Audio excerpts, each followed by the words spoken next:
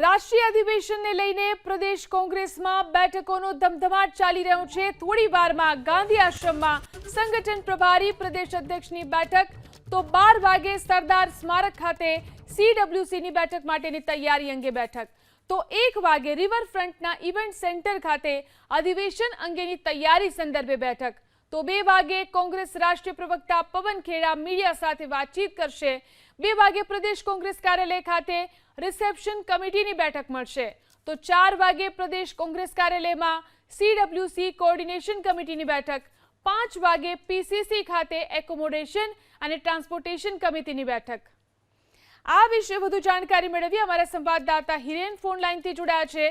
જી હિરેન, આજે આખો દિવસ અલગ અલગ જે બેઠકોનો દોર કોંગ્રેસની અંદર ચાલવા જઈ રહ્યો છે, આજે મહત્વતः કઈ કઈ બેઠકો મળવા જઈ રહી છે? आपकी सेहत अच्छी होगी